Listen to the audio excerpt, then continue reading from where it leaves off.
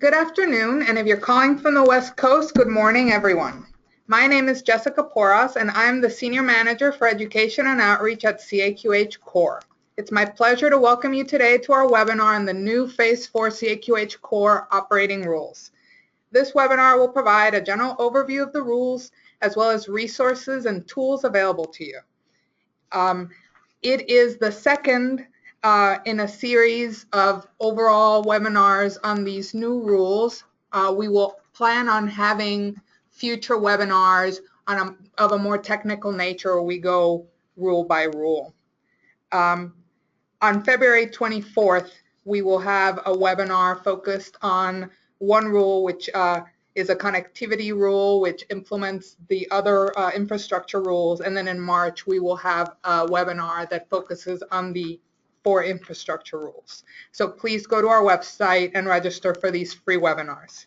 Before we begin, I'd like to mention a few logistical items. You can download a copy of today's presentation from the CAQH.org website.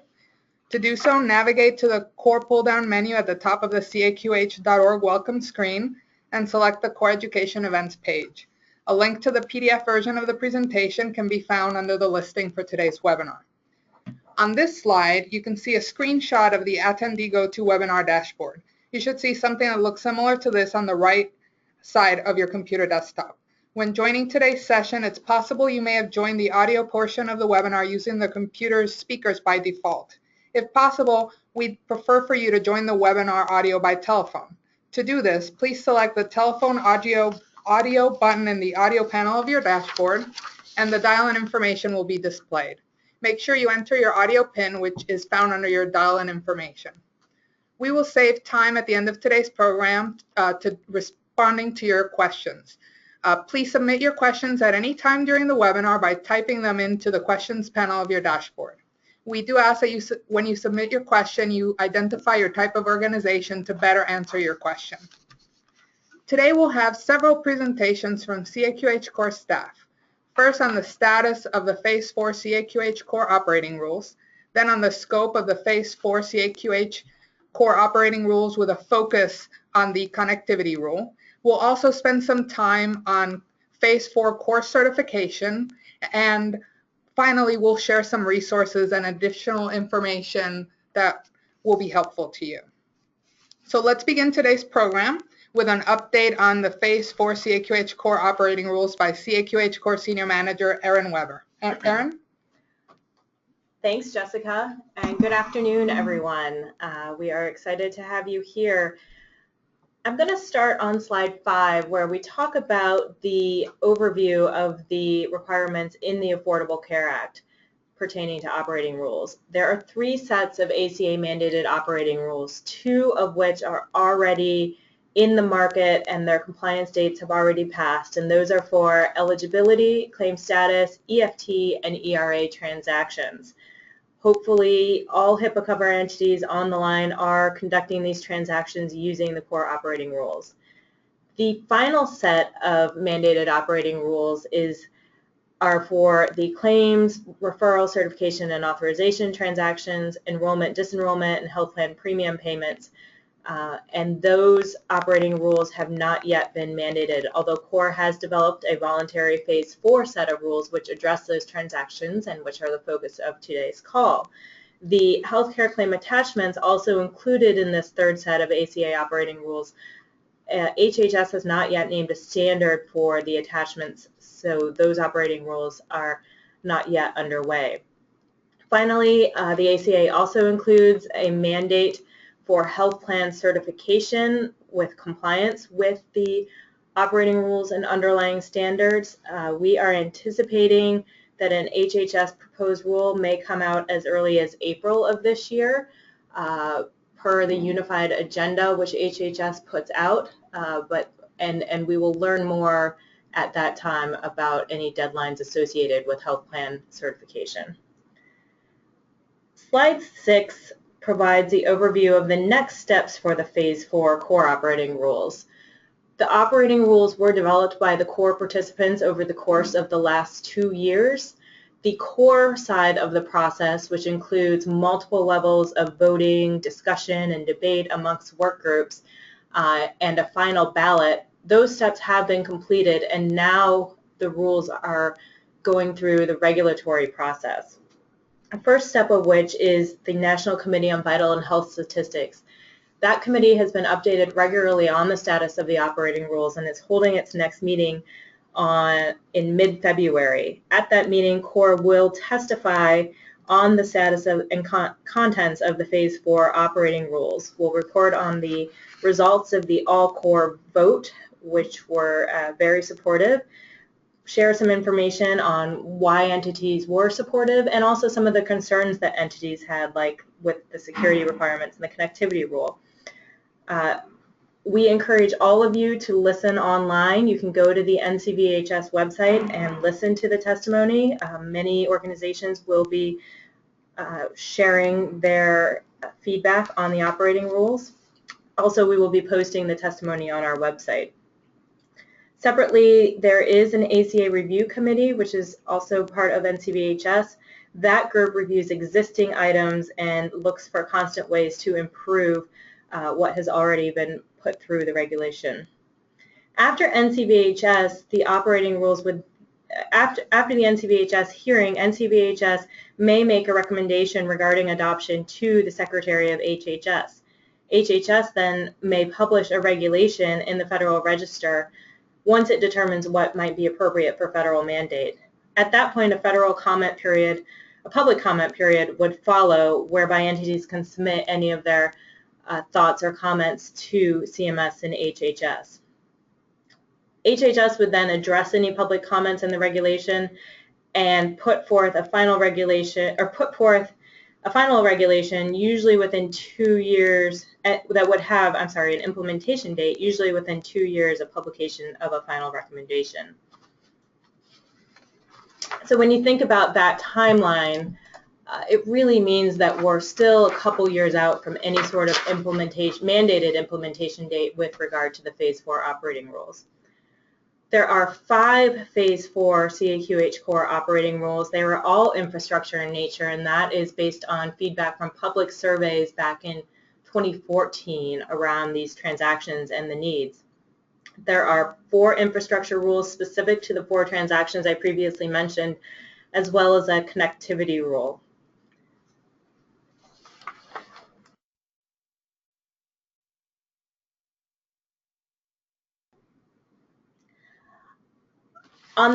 Now I'm going to go into the scope of the Phase 4 CAQH CORE operating rules.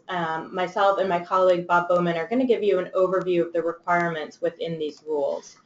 So moving on to slide 9.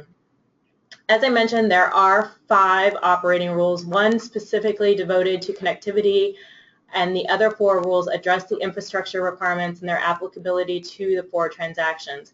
You'll recognize many of these infrastructure requirements because they are similar to the infrastructure requirements included in the operating rules for eligibility, claim status, and ERA. Processing mode, batch processing mode, acknowledgements, system availability, common companion guide template, and there are some unique requirements for some of the transactions. There's a lot of benefits the industry will see from implementation of these operating rules on the next slide. By implementing infrastructure requirements for these 4 transactions, the industry will really be increasing the consistency and ability to automate the transactions across the industry. It will help identify gaps or barriers at any point in the transaction. There'll be more efficient processes resulting in reduced administrative costs. The infrastructure requirements will also improve customer services to patients and providers with better system availability, more consistent companion guide material, and probably reduce staff time spent on phone inquiries. At this point, I'm going to turn it over to my colleague, Bob Bowman, to talk a little bit more in detail about the specific requirements within the operating rules. Bob? Great. Thanks, Erin. And as Erin mentioned, there are specific key requirements that we do want to go over with you this afternoon, beginning with the batch processing mode response time requirements. Now, these requirements are specific for when the transactions are conducted in the batch processing mode. And as you can see at the bottom, the little table there that we've included on the next 2 slides to help you help indicate when requirements are applicable. Each of the 4 transactions in the Phase 4 rule set, if you conduct the transactions in batch, and batch is required for the 837, the 834, and the 820, and optional for the 278, these requirements will be applicable. And how they kind of are read as you read through the specific requirements in the rules is that if a batch of transactions is submitted to a health plan by 9 p.m. Eastern Time on a business day, the response must be made available by 7 a.m. Eastern Time within a specified number of days, and those specified number of days is specific to each of the transactions. For example, claims have to be responded to within 2 business days, whereas the other transactions are generally 3 business days. So the core body, when they were developing the rules, the specific requirements for each of the transactions, really looked at how the transactions are conducted and what's the best way to ensure that the response mode, by response mode, what those response times should be for each transaction type. So it's really important because there is variances between the transactions and what those specified number of business days are. On the next slide, just as we have batch processing mode response time requirements, we also have real-time processing mode response time requirements.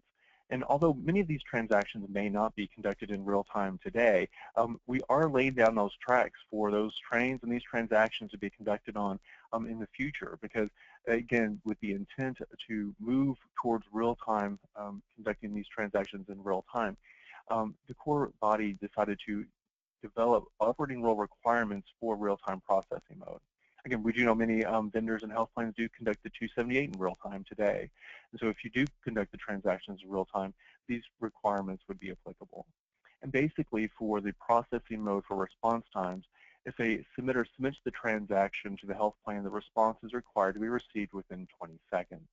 As a good rule of thumb for all of the transactions, all the HIPAA transactions that now have core operating rules written for them. On the next slide, you'll see that we move into another set of requirements that are specific to the acknowledgement. And we do have specific requirements for each of the transactions for batch acknowledgement. Now, generally, for all 4 of the transactions, the 837, 278, 834, and 820, generally all of them do require the use of the 999 implementation acknowledgement. The implementation acknowledgement, or the 999, should be returned for each of the functional groups, whether it's accepted, accepted with errors, or rejected, so that the entity that is submitting the transaction knows exactly where that transaction is, if it's moving on to the next stop, or if it is being rejected. Again, this allows and avoids that big black box that we hear providers complain about so often with their transactions.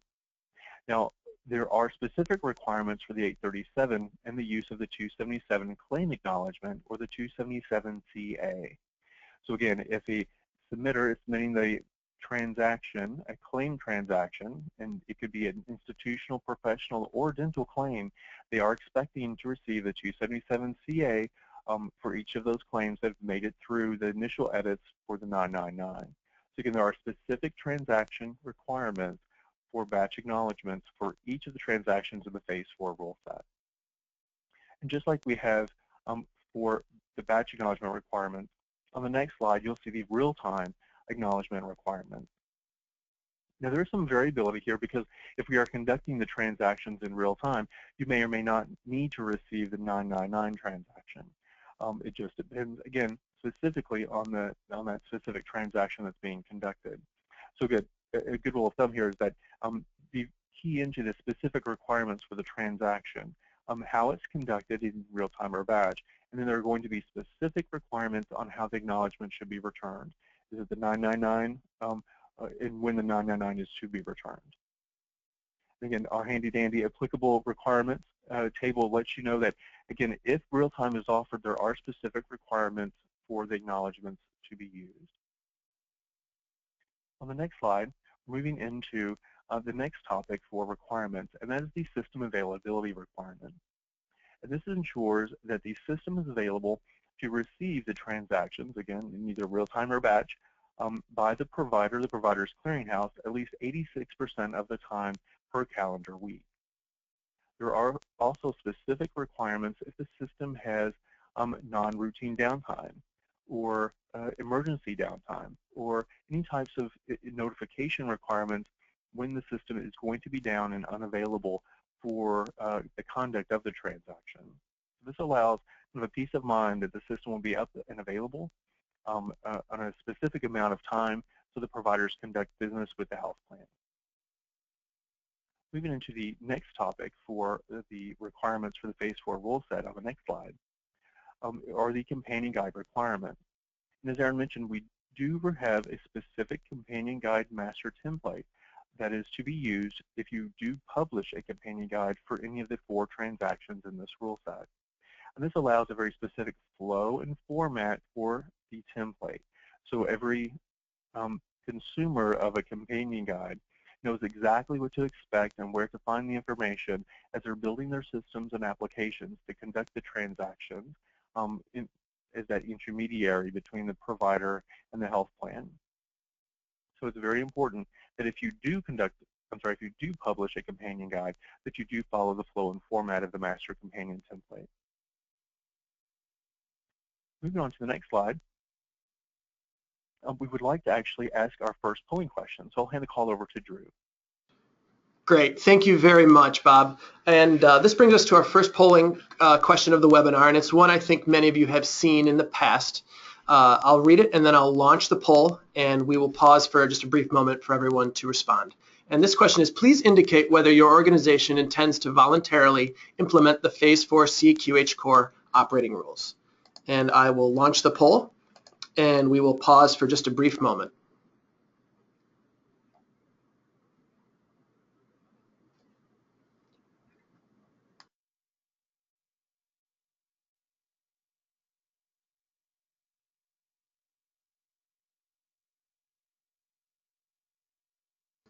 We'll give it about 5 more seconds.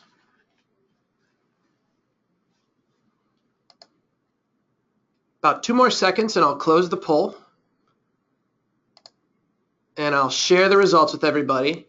And we have about an even match at 33% those saying yes, they plan on implementing all of them, or 33% saying they need to learn more. And Bob or Aaron, do you have any insight onto these results or any points you'd like to make? And may I just add one thing, that 17% have also said they're planning on implementing some of them, so that's encouraging as well. Yeah, I think those numbers are really exciting. That's almost a third definitely planning on implementing, plus 17, that's over half of you are planning on implementing at least some of the operating rules. And the good news about you 33% that want to learn more, as I'll discuss later, we are going to be offering a number of tools, a new FAQ website, and more webinars this year to help you do exactly that, learn more about the Phase 4 operating rules. Great. I can add as well, real quickly, that if you do plan on implementing the operating rules, we will be looking for some beta testers for our certification site, for the Phase 4 certification site. We'll hear more about that a little bit later from Aaron and the rest of the team towards the end of the afternoon. But if you are planning on implementing the transactions sooner rather than later, we can have that certification site up, and you can be part of that first wave that goes through that process.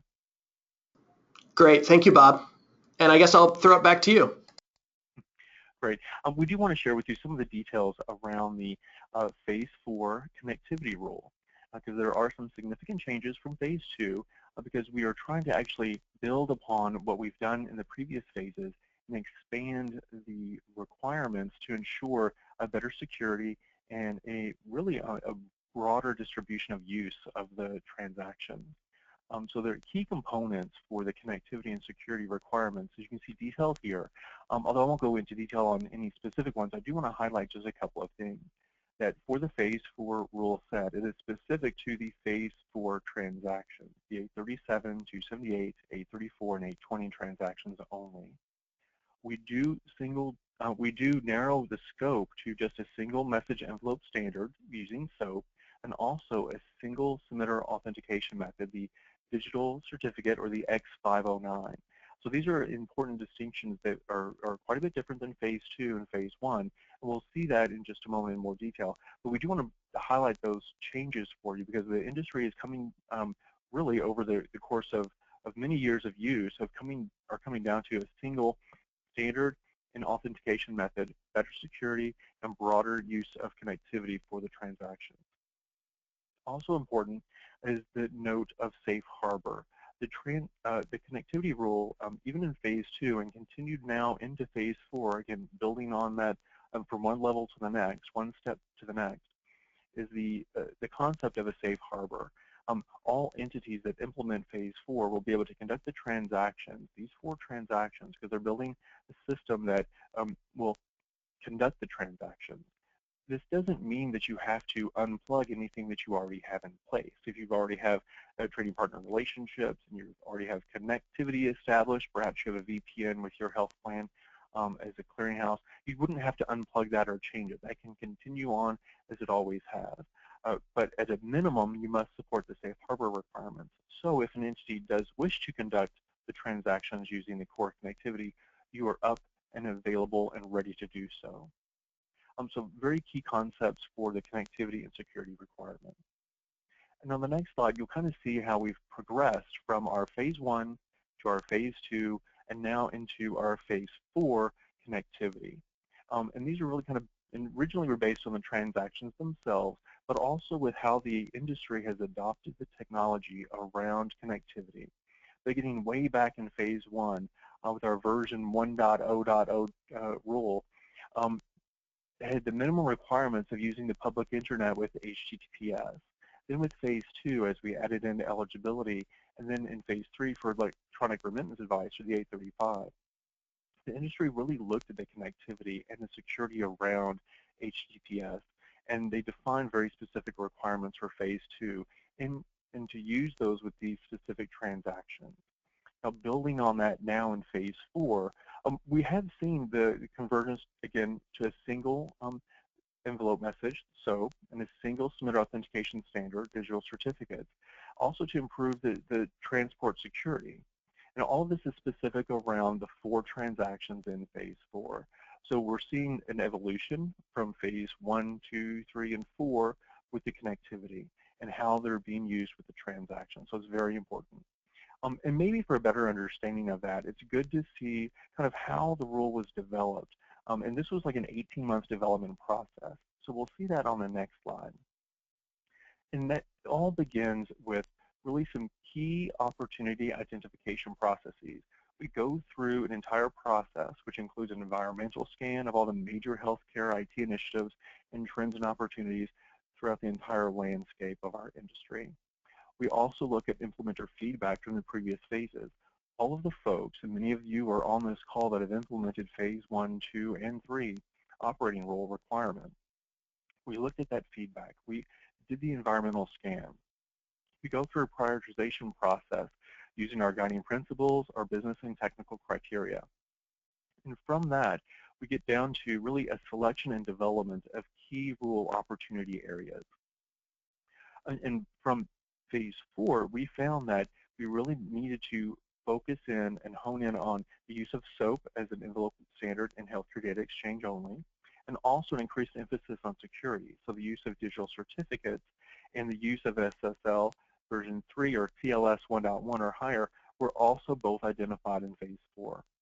So from that assessment and selection process, we then draft the rule, and the core body reviews that rule, usually through multiple iterations, until the rule becomes a final rule. And so that's exactly what happened here in phase 4 as we developed the connectivity rule. So you see that it's a very methodical, thought-out process with lots of feedback loops, both from the implementers and also from the environment that we're building the rule and drafting the rule for. Now, on slide 22 on the next page, we'll see some of the key features of the connectivity rule. There are specific technical improvements that have been made to the rule from phase 2 to phase 4. Again, some of this does address the implementer feedback to improve the clarity of the rule, so just some basic clarity. We increase the transport security.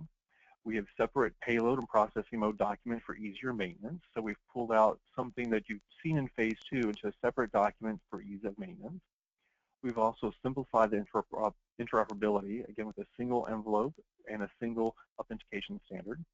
And we've also have additional message interactions for conducting the new transactions. Again, we wanted to make sure that it was very clear that these are specific to the 4 transactions in the Phase 4 rule set. There are also specific transaction supports, again, very specific to premium payments, claims, prior auths, and the benefit enrollment transaction.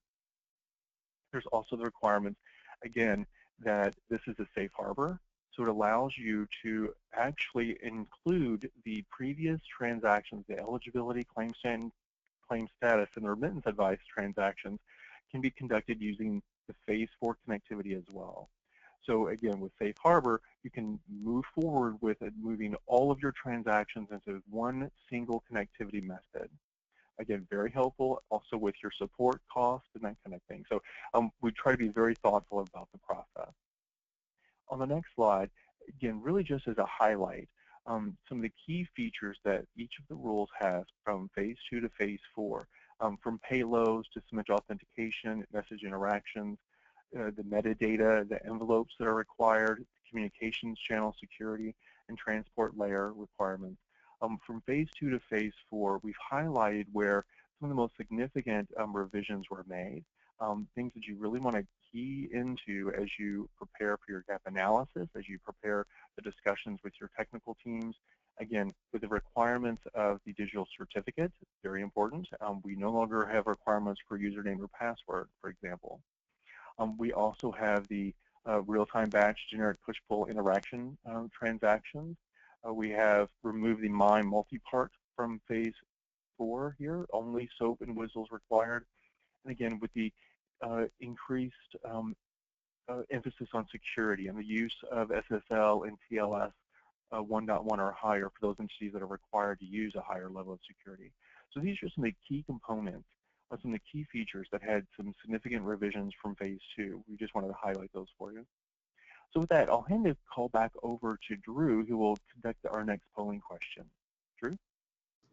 Great. Thank you very much, Bob. And this next question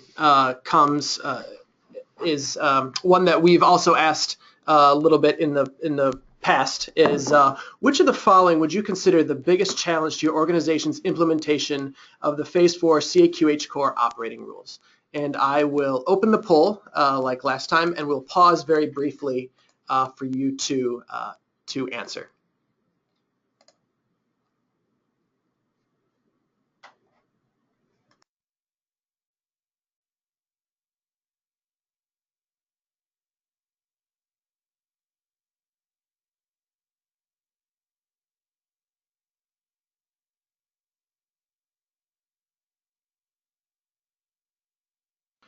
We'll take about 5 more seconds.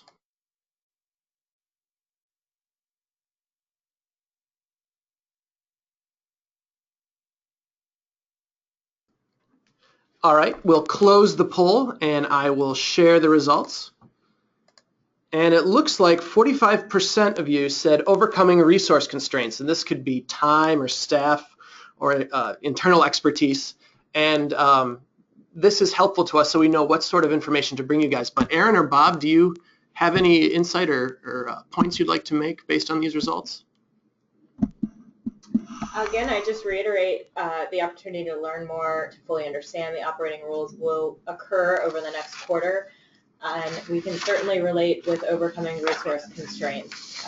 And if you need any assistance with questions about the operating rules, you can always email us at core@caqh.org. Great. Thank you very much. And I will hide those results. And now we'll go to the next part. Senior Manager Matthew Albright. He'll walk us through the Phase 4 CAQH CORE certification and when the test suite will be available. Matthew, go ahead. Thank you, Drew, and thank you, Aaron and Bob. So let's look at that next slide. As a reminder, CORE certification is the gold standard for certifying conformance with the operating rules. And what makes CORE certification unique is that the requirements for gaining CORE certification are defined by industry representatives in a transparent manner for industry. The best way to demonstrate your systems are conformant is to meet the requirements that were developed by your industry peers. CORE certification also benefits from a balance of powers involving 3 different stakeholders. While industry, as we said, develops the requirements, The certification test is given by an independent third-party vendor authorized by CAQH CORE. After passing the certification test, your application goes through a robust review process with CAQH CORE, and it is CAQH CORE that approves your seal. And in a moment here, we'll see how this all applies to the Phase 4 certification. Now, as a reminder, CORE certification is still voluntary. Certification has been proposed in a rule, but it has not yet been mandated by a federal government. You see at the top of these slides, certification is always labeled as voluntary.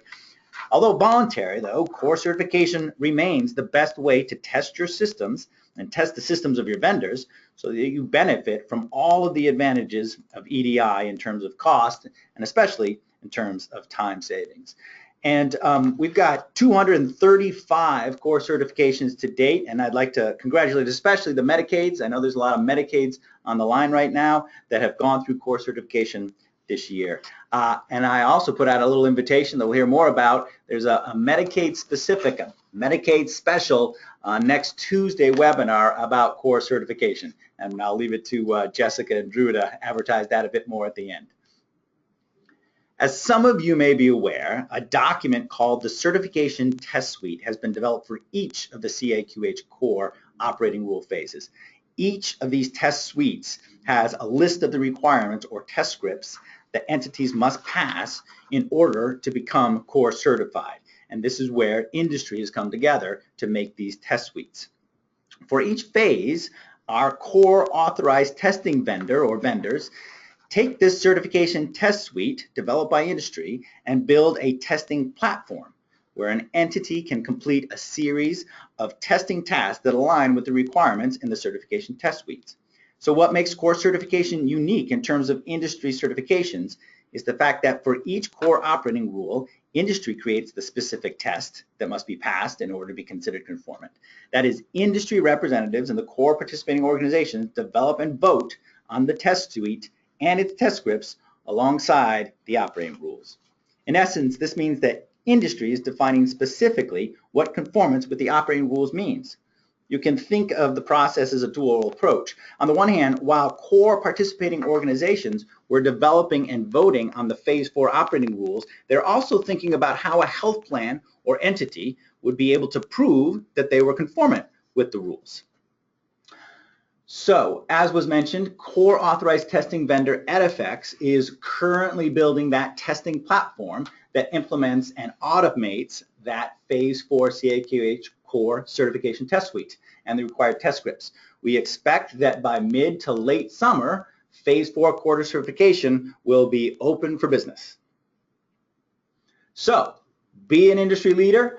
Again, CORE certification is for health plans, clearinghouses, providers, also vendor products and vendor solutions. And of course, all of these same stakeholders can also become CORE certified for Phase 4. Be the first on your block. Come get CORE certified. Contact us if you have any questions, and also contact us if you have any questions about CORE certification in general for Phases 1, 2, and 3. And with that, I'm going to turn it back over to Jessica.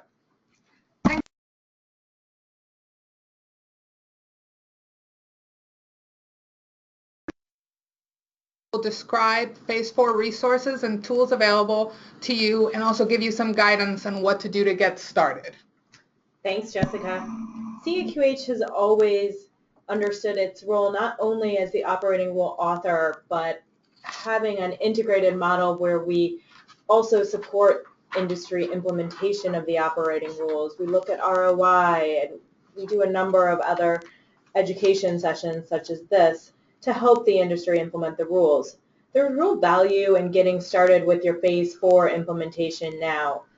First, the Phase 4 rules really build on the work that has been implemented by your organizations in previous phases. The consistency across the infrastructure and connectivity requirements across all HIPAA mandated transactions will help result in greater ROI for your organization. Starting early also allows you to determine your own timeline rather than a mandated timeline, and it demonstrates your organization's commitment to administrative simplification. And finally, it really establishes your organization as a leader in the industry and an early adopter. Given this is phase 4 of the operating rules, there are a lot of lessons learned from past implementations that I want to talk about on slide 32. First off, communication is critical. If you're just getting started with phase 4, I'm sure that's where everyone is, education is key. You've got to fully understand your business processes and the requirements. You need to get executive buy-in early so that you have the resources to implement the rules. Then you should begin your analysis and planning. Think about the scope of your project, who is affected by the requirements within the operating rules, and treat it like a major business project.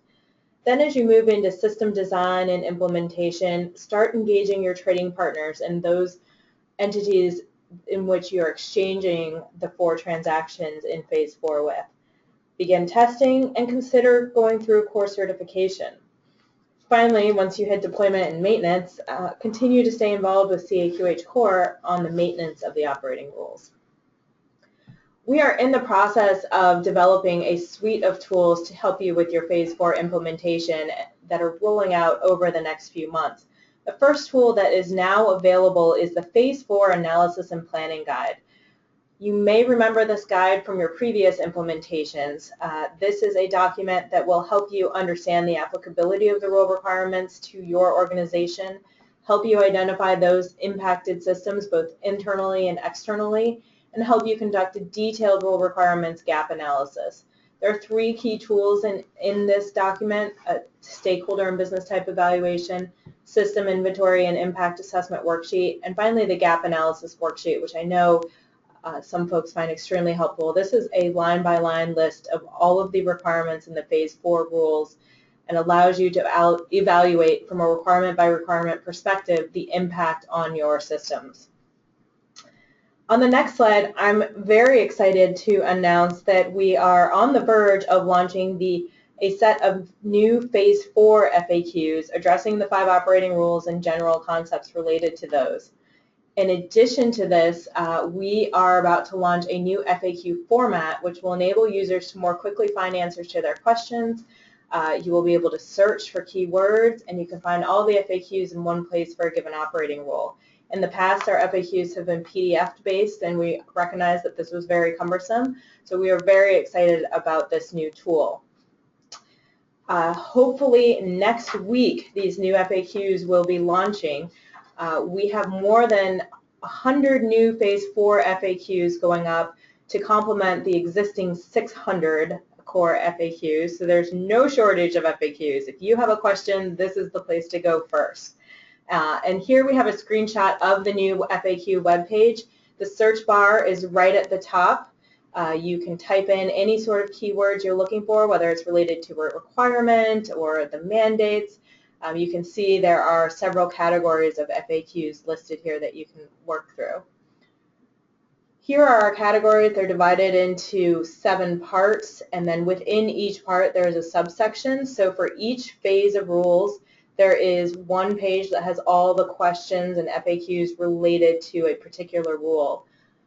Once you click on that page, you can see the full list of questions at the top of the page, and then you can click on your question. It'll take you down to the full question and response.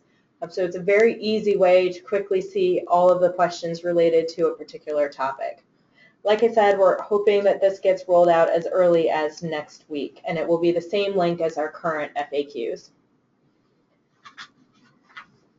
In addition to the FAQs, the analysis and planning guide, we have a dedicated phase 4 webpage. We'll be continuing to offer informational webinars throughout 2016. We're looking at other types of cheat sheets, briefs, and other tools to help you implement phase 4.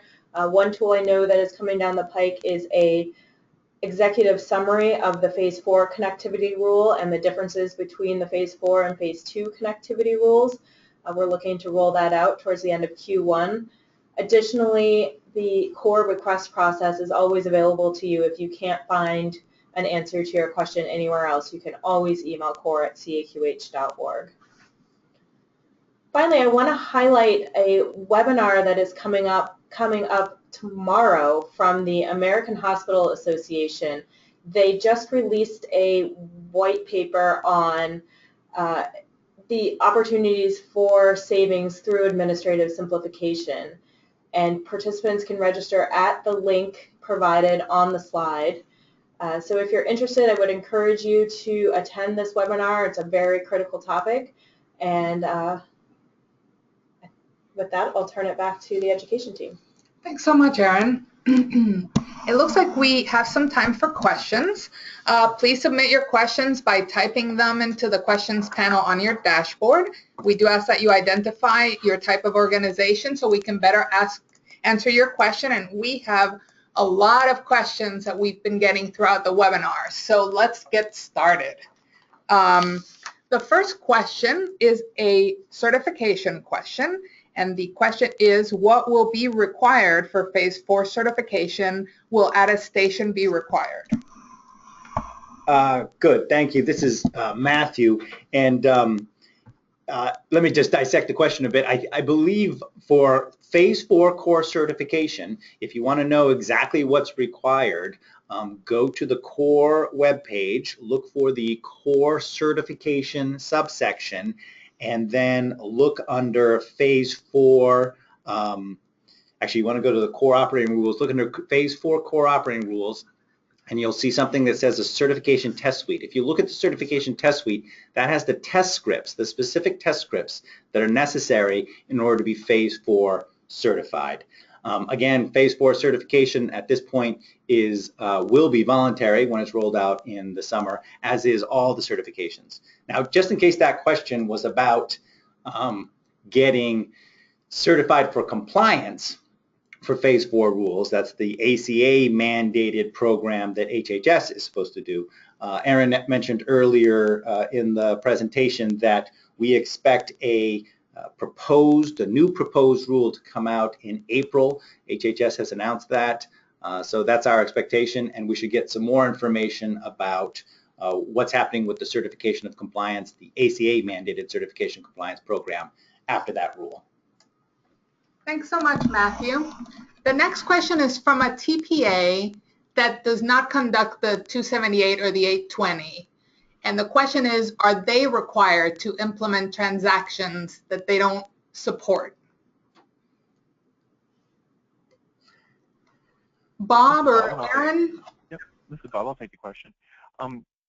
Entities are not required to implement transactions unless they're required to under HIPAA. So this is kind of like a HIPAA question. So it may not be specific for a CAQH CORE to answer the question, but really is a HIPAA requirement question.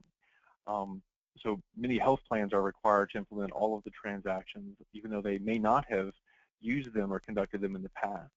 But because of HIPAA, they're required to support them for use if a provider or if any other HIPAA-covered entity requests them to be used. So that would be maybe a reflexive question back to the TPA that asked the question, that you may not be required to implement the operating rules if you're not conducting the transactions, if you're not required to implement the transaction. Thanks, Bob. Let's see. So the next question is, it's regarding real time and the 20-second response time requirement. Let's see, it's a very long question. Let's see. So I think someone just wants some information about the real-time response and the 20-second response. Bob, do you think you can elaborate a little bit more on that part of the rule? Yes, definitely.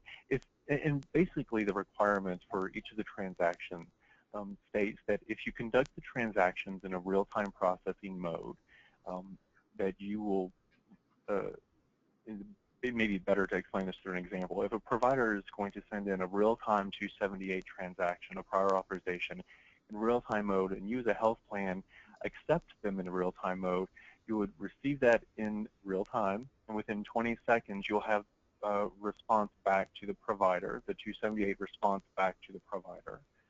So there are specific requirements on how you conduct a transaction in real time. So you have response time requirements and real-time acknowledgement requirements. You would acknowledge the 278, and then you would send back a response.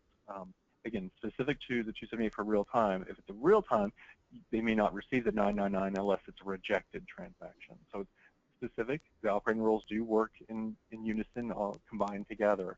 So the requirement is if you conduct the transactions in real time, and none of them are required to be conducted in real time in this set, but if you do, the requirement would be applicable, and you would be required to support the acknowledgement or the response transaction within 20 seconds. Thanks so much, Bob.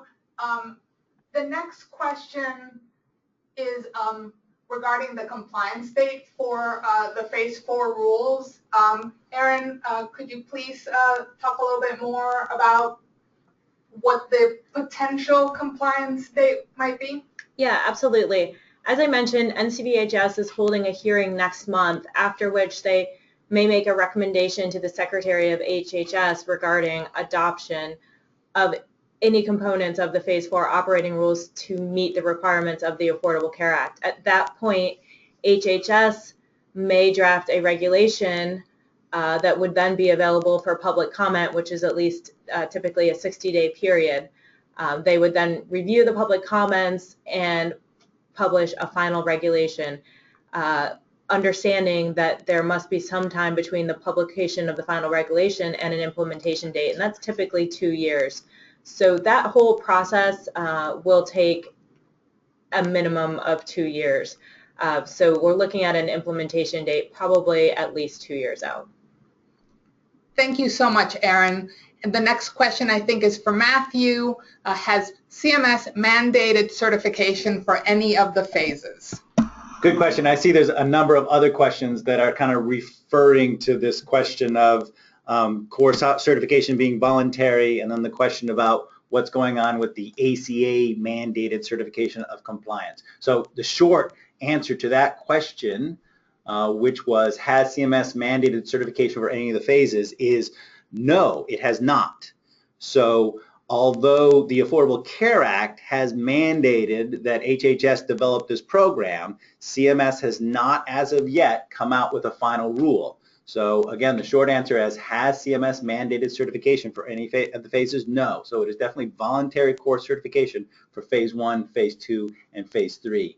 And there's another question about the potential penalties for not certifying. Again, the ACA says that some kind of certification program for compliance must be set up by CMS, by HHS. And the ACA mentions very harsh penalties for entities which do not meet the requirements of that certification of compliance program. However, again, we have not seen a final regulation. What sometimes gets confusing is that there was a proposed regulation, and core certification was listed as, or proposed as, a documentation of compliance in that first proposed rule. But again, as Erin said, we're expecting a new proposed rule in April, according to HHS. And so we'll have to wait to see what happens, what their ideas are, or what they're going to propose in terms of the penalties and the documentation of compliance and the deadlines, etc. So again, core certification continues to be voluntary for all the phases until we hear more from HHS. Thanks, Matthew. I think the next question's for Bob.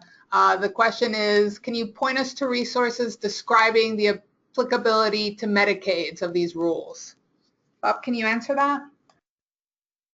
Yes, I guess generally speaking that the HIPAA regulations apply to all HIPAA-covered entities, and generally the definition for HIPAA-covered entities does include the state Medicaid. So the operating rules as well as the standard transactions are all part of the HIPAA regulations and the ACA regulation as well. So these go back quite some time now, back to the original HIPAA regulation, the high-tech regulation, and also the ACA regulation, where HIPAA-covered entities are required to implement and support both the standards and the operating rule.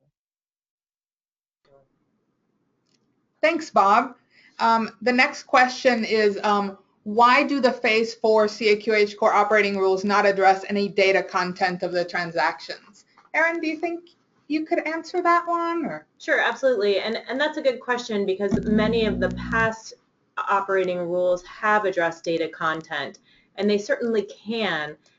Early on in 2013 and 2014, as CAQH CORE was beginning early research on these operating rules, we conducted 2 industry-wide surveys where we asked folks to send in their ideas for operating rule requirements, and then in the second one actually respond to a list of potential operating rule requirements. And for these particular transactions, the feedback from the industry was that the infrastructure requirements would be a good first step for these operating rules.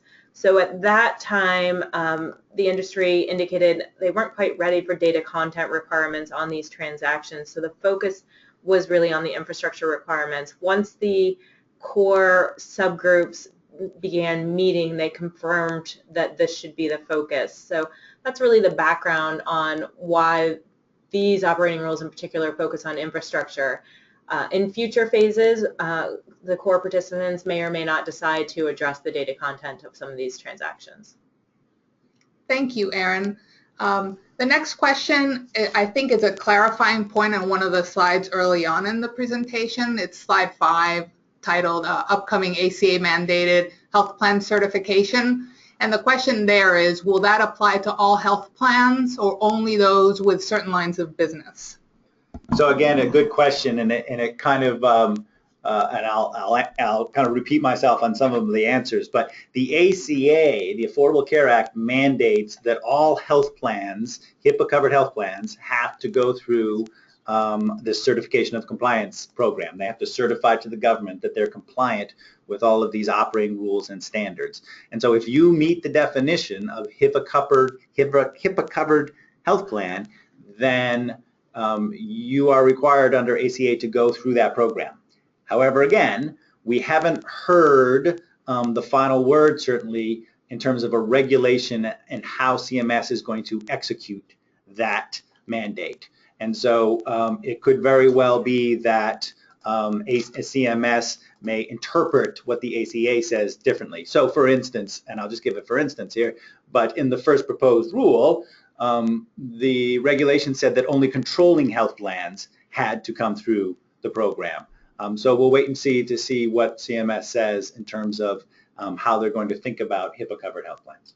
So Matthew, here's another one for you, and I think it's for the proposed certification rule that we're expecting at some point potentially in April. Will that rule be just about phases 1 through 3 certification or phase 4?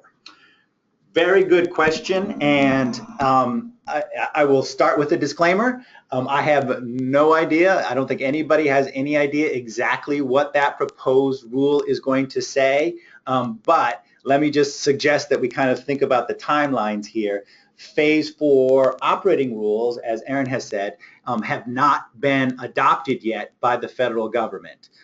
And so I would suspect that the federal government, since we're expecting this proposed rule first, is going to focus on phases 1 through 3, just given the timeline. In other words, the certification of compliance programs regulations a little bit ahead of the regulations on the phase 4 operating rules. So again, we're not sure exactly what that proposed rule is going to say, but if it's reflective of the first proposed rule, it's going to focus on 1 through 3.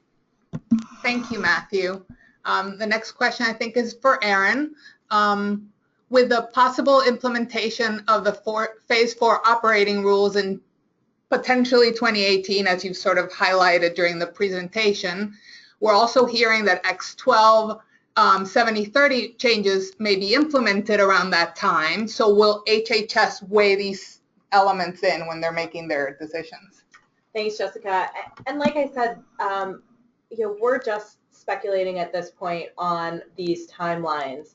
We're really looking at the minimum amount of time needed to move the rules forward through the regulatory process.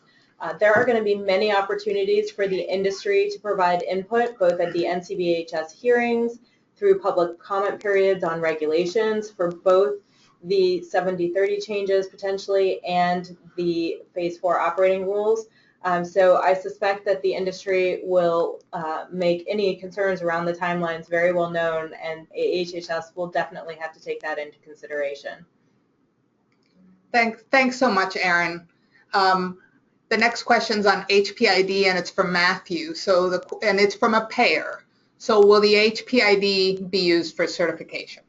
Another great question, and I'll apologize on behalf of all of us for some of our responses being we don't know, but at least we can all say as an industry that we haven't heard from HHS on a number of these different questions. And so we are scanning the unified regulatory agenda. We're looking for anything coming out of OFM and OMB. We're always looking to see what's going on with these regulations. And what we can say is that we're not sure where the HPID is now in the regulatory world. So we're not sure what to be expected again of that proposed rule. It is the hope, and I think it's the hope of everybody, that the question of HPID that was first brought up in the request for information this summer will be at least addressed in any regulations coming out of HHS this year. Thanks so much, Matthew. And I think we have a few minutes, so I think we have a few minutes to just wrap things up for today's webinar. In the next slide, I'd like to leave you with some takeaways that you can read at your leisure. And more importantly, I'd like to thank our speakers and thank you as well for taking time out of your busy schedules to join us. Now we all need to go shop for bread and eggs and get ready for this snowstorm. In the next slide, we have some information about our next webinar, which Matthew mentioned earlier, that it's focused on core certification with guest speakers from Alabama Medicaid. So any Medicaids out there that are interested or in the process, please join us for that webinar. In the next slide is some ways to interact with us and access our resources. We are here to help you and answer your questions. So please please engage with us if you want. Also don't forget to complete our post-webinar survey. A recording of the session will be available on our website within the next 24 hours. Also, we've added a couple of slides to the end of the presentation just to give you it's an appendix with some helpful links. And finally, I just want to thank you for your time and hope you have a good afternoon.